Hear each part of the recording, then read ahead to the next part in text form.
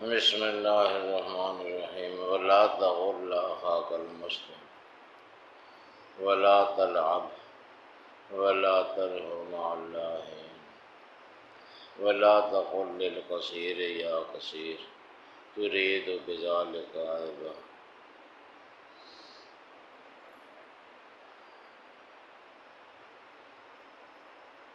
دل میں کینہ ہونا یہ ایک بڑے خرابیوں میں سے ایک ہے۔ دل میں کینہ ہونے کی وجہ سے معاشرے میں اتفاق اتحاد نہیں پیدا ہوتا ہے، اور پاک نے بہت احسان جتایا کہ تم ایک دوسرے کے دشمن تھے، کہ فَأَصْبَحْتُمْ بِنِعْمَتِهِ إِخْوَانًا، تم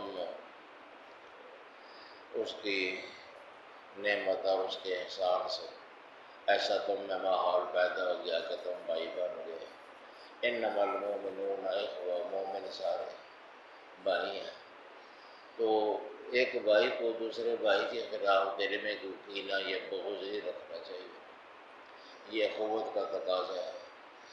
دعا جو اللہ پاک نے سکھائی ہے وَلَا تَجْعَلْ فِي قُلُوبِنَا غِلًّا لِّلَّذِينَ آمَنُوا، اے باری تعالیٰ ہمارے دلوں میں ایمان والوں کا غل یا بغض یا کینہ یہ ہمارے دلوں میں نہ رہنے دے، ہمارے دلوں کو اس کینے سے صاف کر دے، دور فرما دے۔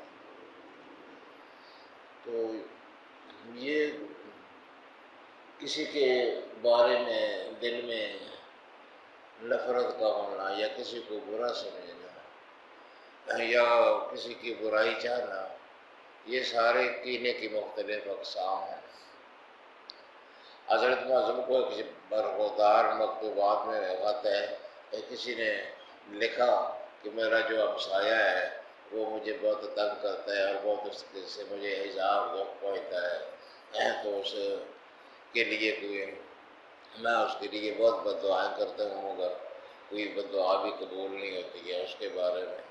تو حضرت معظم نے اسے لکھا ہے کہ برخوردار ہو، تم اگر بد دعا جو ہے وہ یہ سمجھ کے کرتے ہو کہ قبول ہوگی تو پھر دعا کرو اس کے لیے، اللہ اس کو ہدایت دے، اللہ اس کو اچھے راستے پر چلائے۔ اگر قبول ہونے کی توقع پر یہ کرتے ہو تو پھر دعا کرو کہ وہ قبول ہو، اور اگر یہ سمجھتے ہو کہ نہیں قبول ہوتی ہے تو پھر وہ دعا کرنا بے فائدہ ہے اس کا، جب سے قبول نہیں ہوتی ہے تو پھر کیا فائدہ وہ دعا کرنے کا۔ اس لیے اگر یہ بدعا اس لیے کرتے ہو تم یہ سمجھتے ہو کہ یہ نہیں قبول ہوگی تو پھر تو بے فائدہ ہے، اور اگر سمجھتے ہو کہ قبول ہوگی تو پھر کوئی اچھی دعا کرو، بری دعا کرنے کی وجہ کیا ضرورت ہے۔ تو اسی کے ذیل میں حضرت معظم نے ایک شعر بھی لکھا ہے کہ کفر است در طریقہ ما کینہ داشتن، آئین ما است سینہ جو آئینہ داشتن، کہ ہمارے طریقے میں کینہ رکھنا یہ ایک قسم کا کفر ہے، ہمارے نزدیک کفر کے درجے کا گناہ ہے۔ آئین ماست سینہ جو آئینہ داشتہ، ہمارا اصول اور ہمارا طریقہ کار، ہمارا آئین تو یہ ہے کہ سینے کو آئینے کی طرح صاف اور پاک شفاف رکھا جائے، اس میں کسی قسم کی کوئی میل نہیں ہونا چاہیے۔ ایک صحابی تھے، حضرت عبداللہ بن عمر غالباً بیان کرتے ہیں کہ ایک صحابی تھے، تو وہ ایک دفعہ حضور صلی اللہ علیہ وسلم نے بیان فرمایا کہ ابھی مسجد میں جو شخص آئے گا وہ اہل جنت میں سے ہو۔ تو تھوڑی دیر بعد ایک آدمی آئے، وہ وضو کر کے آئے تھے، چپل بھی ہاتھ میں اٹھا رکھے تھے اور بہت سادہ وضع قطع کے بندے تھے۔ وہ آئے، وہ آ کے بیٹھے، پھر چلے گئے، پھر اور آدمی بھی آتے رہے۔ میں سوچ رہا تھا کہ پتہ نہیں کون شخص ہوگا جس کے بارے میں حضور صلی اللہ علیہ وسلم نے آیا، وہ جو پہلا شخص آیا ہے اس کے بارے میں فرمایا۔ اس کی وضاحت ایسی نہیں نظر آتی تھی کہ وہ نیک یا بہت متقی شخص ہو یا کوئی۔ پھر دوسرے دن پھر حضور نے فرمایا کہ ابھی تھوڑی دیر بعد ایک آدمی آئے گا جو اہل جنت میں سے ہو۔ وہ پھر وہی آدمی داڑھی سے پانی ٹپکاتا ہوا آیا اور ہاتھ میں وہ جوتے اٹھائے ہوئے تھے اور دیہاتی وضاقت کا، اور گویا غیر مہذب قسم کی مجموعی اس کی پوزیشن تھی۔ پھر تیسرے دن بھی ایسے ہی ہوا، تو میں نے فوج میں پڑھ گیا کہ پتہ نہیں یہ شخص جو ہے یہ کیا اس میں صلاحیت ہے، یہ کیا کوئی بات ہے کہ حضور صلی اللہ علیہ وسلم نے 3 دفعہ فرمایا ہے کہ یہ اہل جنت میں سے ہے۔ پھر میں ایک رات اس کے پاس رہا، جا کر میں نے اسے کہا جی میں آپ کے پاس ایک رات گزارنا چاہتا ہوں، وجہ اس کی بات میں بتاؤں گا، میں آپ کے پاس ایک رات گزارنا چاہتا ہوں۔ اس نے کہا ٹھیک ہے گزارو، بلکہ میں نے تو ان کے سامنے بہانہ کیا تھا کہ میرے باپ کے ساتھ لڑائی ہو گئی ہے تو جھگڑ کر آ گیا ہوں، میں باپ کے پاس رہوں گا جب تک میری صلح نہیں ہو جاتی ہے۔ انہوں نے کہا ٹھیک ہے رہو۔ تو پھر ہم رات کو سوئے، وہ بھی ساتھ تھا میں بھی تھا، تو میں اس انتظار میں تھا کہ یہ رات کو اٹھ کے کوئی بڑی لمبی چوڑی تہجد پڑے گا، تو نہ اٹھا، رات کو اٹھا ہی نہ۔ وہ بس ہاں یہ کہ جب کوئی پہلو بدلتا تھا تو کبھی لا الہ الا اللہ پڑھ لیتا تھا، کبھی اللہ اکبر کر لیتا تھا، جب یعنی آنکھ کھلتی تھی تو اس وقت کبھی اللہ اکبر کر دیتا تھا، کبھی لا الہ الا اللہ کر دیتا تھا، کبھی الحمدللہ کہہ دیتا تھا، پھر سو جاتا تھا۔ کوئی خاص اس نے نیکی کا کام نہ کیا۔ 1-2 دن میں نے اس کو واچ کیا، دیکھا نارملی بس سویا رہتا تھا۔ تو میں نے اسے آخر کہا کہ بھائی جی اصل قصہ یہ ہے کہ آپ 3 دفعہ مسجد نبوی میں ایسی پوزیشن میں آئے کہ حضور صلی اللہ علیہ وسلم نے پہلے ہمیں کہا تھا کہ اہل جنت میں سے ایک شخص آنے والا ہے، آخر آپ کیا عمل کرتے ہیں کہ حضور صلی اللہ علیہ وسلم نے آپ کو جنتی قرار دیا ہے؟ اس نے کہا کچھ نہیں کرتا ہوں، میرا جو عمل ہے وہ تو تم نے دیکھ ہی لیا ہے، میں کوئی خاص عمل نہیں کرتا ہوں۔ میں بھی مایوس ہو گیا کیونکہ کوئی ایسا عمل ظاہر نہیں ہوا تھا ان کا، تو میں جانے لگا۔ تو انہوں نے مجھے کہا کہ ہاں ایک بات ہے جو شاید لوگوں سے مختلف ہو، کہ میرے دل کو اللہ نے بہت پاک صاف بنایا ہے، یہ سارے جو لوگ ہیں ان میں سے کسی کے بارے میں میرے دل میں کوئی شکایت، کوئی شکوہ، کوئی ان کے ساتھ نفرت عداوت مطلق نہیں پائی جاتی ہے۔ ہر آدمی کی طرف سے میرا دل اس طرح صاف شفاف ہے جس طرح آئینہ ہوتا ہے، خواہ کسی نے مجھے گالی دی ہے، خواہ کسی نے میری توہین کی ہے، خواہ کسی نے مجھے مارا پیٹا ہے، ان کی طرف سے بھی میرا دل صاف رہتا ہے، میرے دل میں ذرا برابر کوئی ان کی نفرت نہیں آتی ہے۔ تو انہوں نے کہا کہ ہاں بس یہی بات ہے، بات پتہ چل گئی کہ آپ اہل جنت میں سے کیوں ہو گئے ہیں۔ تو دل کے حالات کو کنٹرول کرنا اور دل کو پاک اور صاف رکھنا پینے سے یہ بڑی اہم شے ہے، اور یہ اختیار اس میں نہیں ہوتا ہے، لیکن صحابہ کرام کی جو تربیت حضور صلی اللہ علیہ وسلم نے فرمائی تھی وہ ان کے دلوں کی کوئی دنیا ایسی بدل ڈالی تھی کہ حضور صلی اللہ علیہ وسلم غزوہ بدر کے موقع پر لوگوں کو مشورے کا کہہ رہے تھے کہ بھئی مشورہ دو، ہمیں آگے بڑھنا چاہیے کہ نہیں بڑھنا چاہیے۔ تو ان میں سے مختلف لوگوں نے اپنے جذبات کا اظہار کیا، لیکن وہ سارے جذبات کا اظہار کرنے والے مہاجرین تھے۔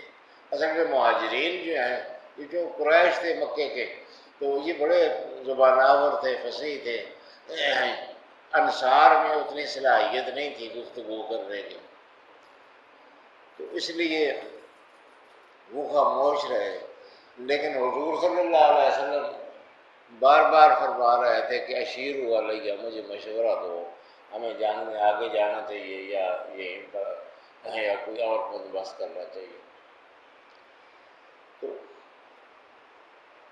اصل میں حضور صلی اللہ علیہ وسلم بار بار اس لیے یہ بات کہہ رہے تھے کہ حضور صلی اللہ علیہ وسلم کے ساتھ جو معاہدہ ہوا تھا انصار کا، اس میں یہ تھا کہ مدینے پر اگر کوئی حملہ آور ہوا شخص کوئی جماعت حملہ آور ہوئی تو ہم حضور صلی اللہ علیہ وسلم کا دفاع کریں۔ اس میں یہ بات نہیں تھی کہ اگر لڑائی کے لیے باہر جانا پڑا تو ہم حضور صلی اللہ علیہ وسلم کے ساتھ جائیں گے، یہ اس معاہدے میں شامل نہیں تھی یہ بات۔ تو اس لیے حضور یہ چاہتے تھے کہ ان کی طرف سے کوئی رائے آئے، تو وہ جب بھی حضور فرماتے تھے اشیروا علیہ، مشورے کی کوئی بات دو، وہ کوئی مہاجر کھڑا ہو جاتا تھا، وہ کیونکہ زبان آور تھے، فصیح اللسان تھے، وہ ہر طرح سے اپنی جانثاری کا اعلان کرتے تھے اور حضور صلی اللہ علیہ وسلم کا دل خوش کر دیتے تھے۔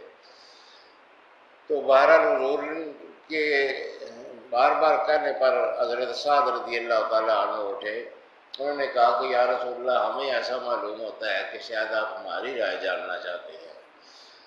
فرمایا ہاں ایسا ہی ہے۔ تو انہوں نے کہا کہ یا رسول اللہ ہم کوئی اتنے فصیح اور زبان آور لوگ نہیں ہیں، ہمارے بھائی مہاجر جو کہہ رہے تھے وہ ہماری ہی ترجمانی کر رہے تھے، ہم ان کے ساتھ ہیں، لیکن بہرحال آپ اگر ہم سے سننا چاہتے ہیں تو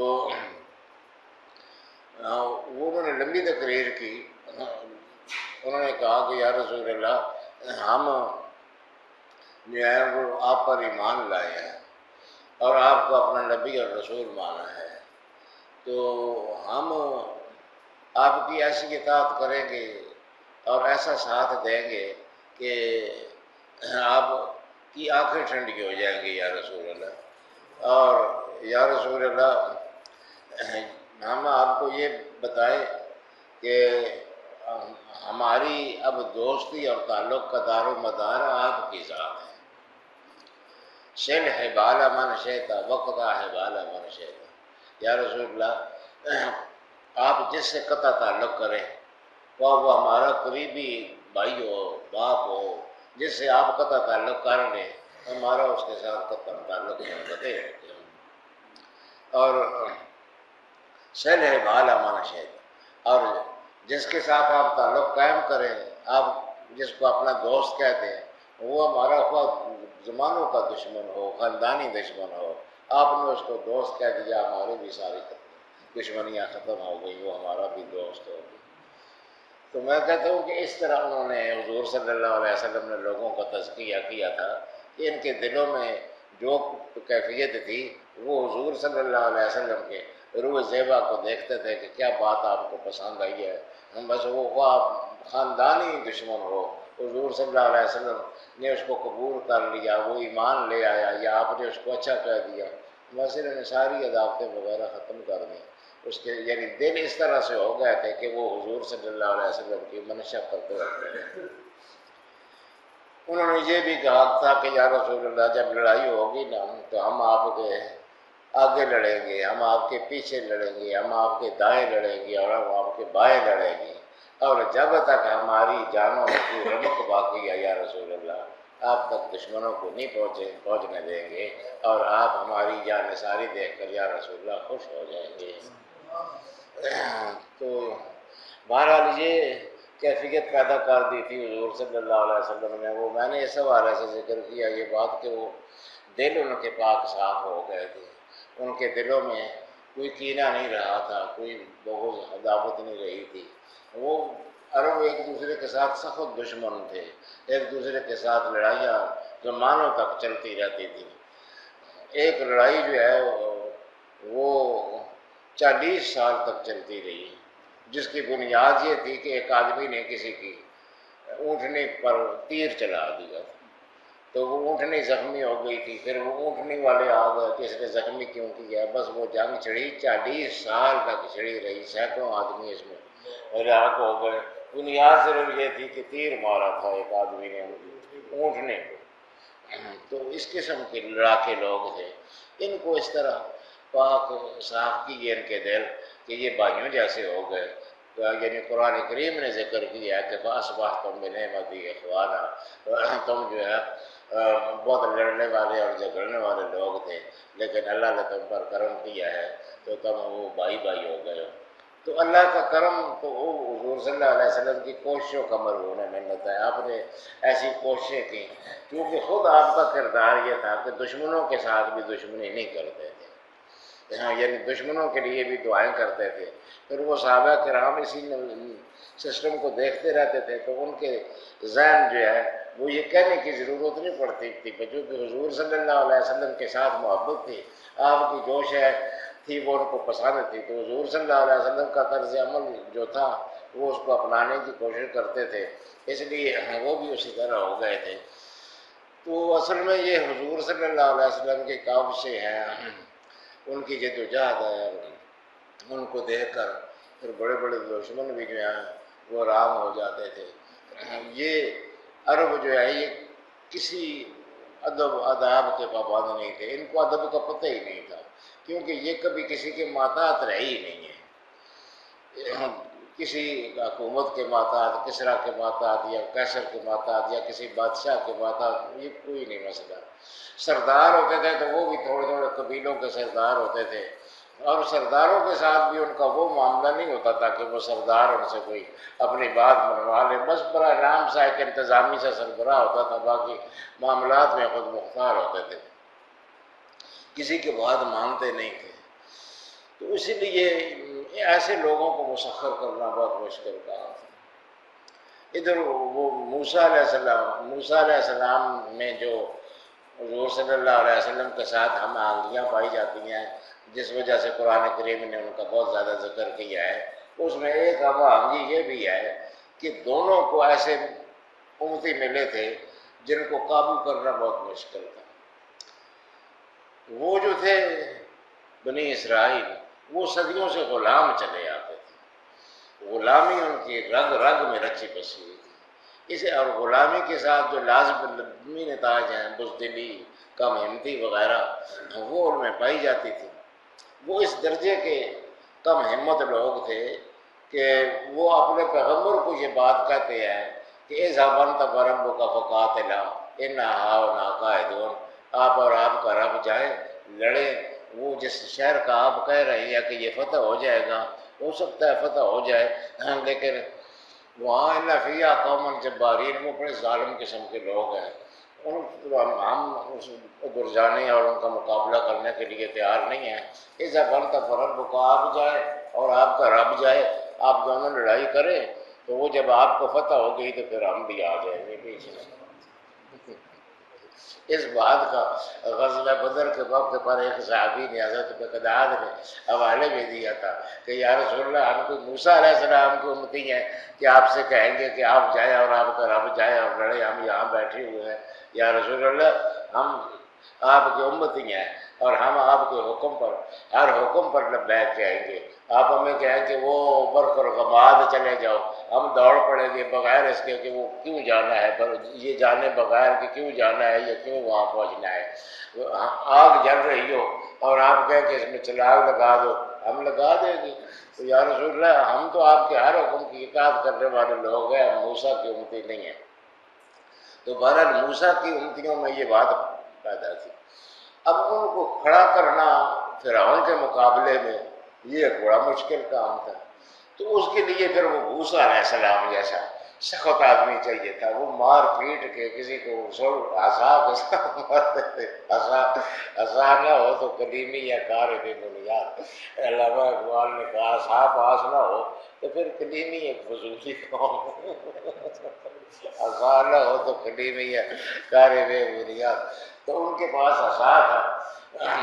ویسے بھی طبیعت ہی اس قسم کی تھی، بھائی کو پکڑ کے خواجہ سار سے مارا ہے کہ تھپڑ. وہ فرعون کے دربار میں فرعون کو کہا، فرعون نے کہا کہ انی لاظنک یا موسیٰ مسحورا، میرا خیال ہے موسیٰ تجھ پر کسی نے جادو کر دیا ہے. انہوں نے کہا انی لاظنک یا فرعون مسحورا، فرعون مجھ پر کسی نے جادو کیا ہے کہ نہیں کیا، مگر تیرے آخری دن آ گئے ہیں تو میں تجھے ہلاک ہوتا ہوا دیکھ رہا ہوں. تو اس قسم کا مزاج تھا، کسی کو معاف نہیں کرتے تھے. حضرت خواجہ خضر کے ساتھ اچھا بلا طے کر کے کہ بھئی اب میں نے سوال نہیں کرنا ہے، لا اسی لک امرا، آپ کے کسی حکم کی میں پھر آپ کو مرضی نہیں کروں گا، اور ستعجیز بھی نہیں ہے انشاءاللہ صابرہ، بالکل آپ مجھے صابر پائیں گے، بالکل چوچرا نہیں کروں گا۔ لیکن پھر جب وہ خواجہ فیصل نے کشتی توڑی، کالا فرقتا لتغرق اللہ، وہ اللہ کا بدل ڈبونا ہے سارے آپ میں تھے۔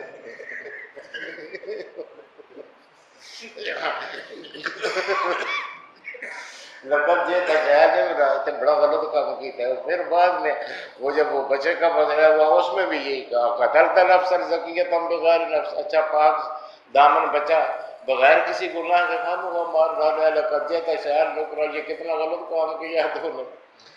تو میں تو کہتا ہوں وہ خواجہ خضر تھے کہ ان کو بحیثیت گویا استاد کے ان کے ساتھ موسیٰ علیہ السلام کے استاد کی حیثیت سے وہ سفر کر رہے تھے، اور ان کے ساتھ پہلے بہت وعدے مواعید ہوئے تھے کہ میں نے بولنا نہیں ہے۔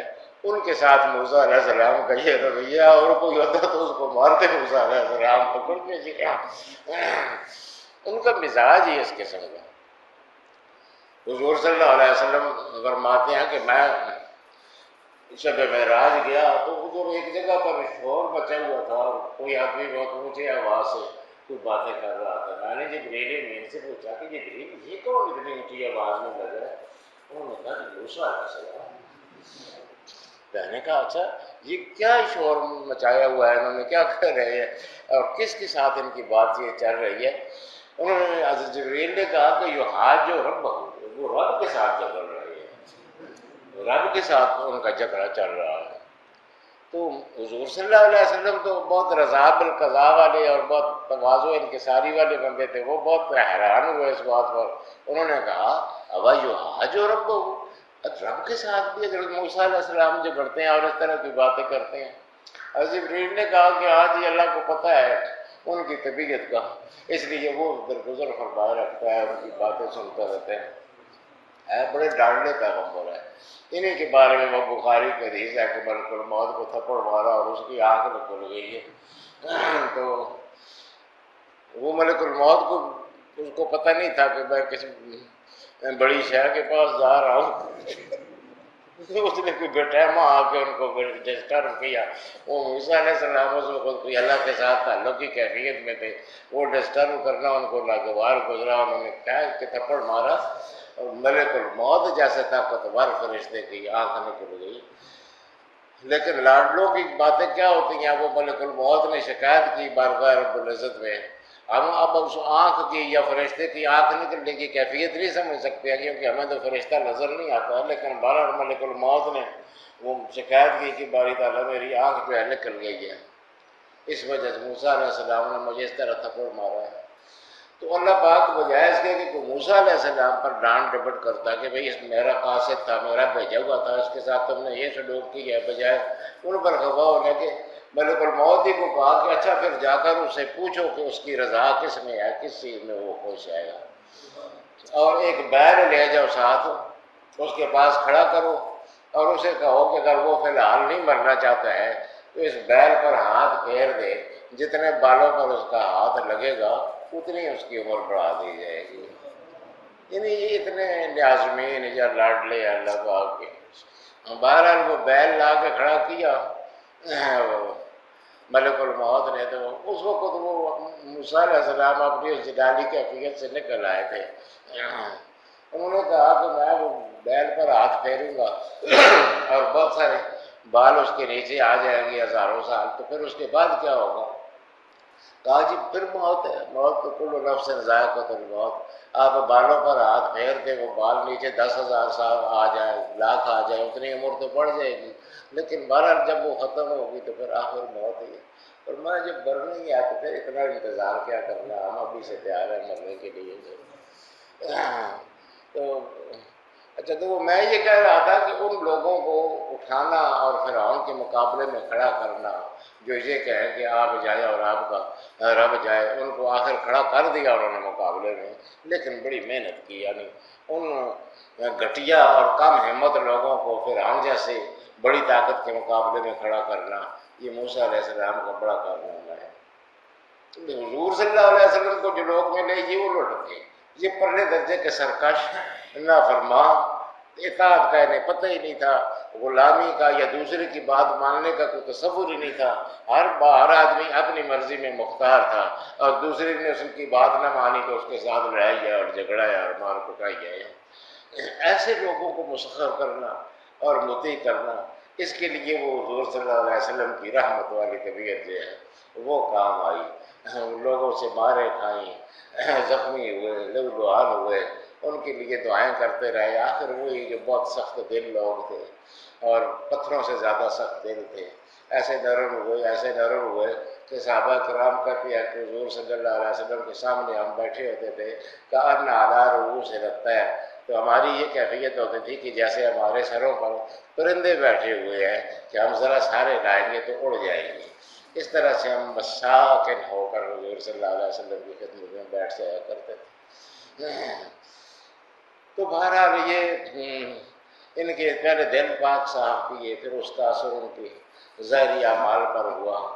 اس لیے صحابہ کرام جو ہے وہ جو بھی ہیں، اگلے ہیں یا پچھلے ہیں، ان میں آپس میں جو درجات ہیں وہ تو درجات ہیں. ظاہر ہے قرآن نے بھی بتایا ہے کہ جو لوگ سابقون الاولون ہیں ان کے درجے بہت زیادہ ہیں، پیچھے آنے والوں کے وہ درجے نہیں ہوتے ہیں.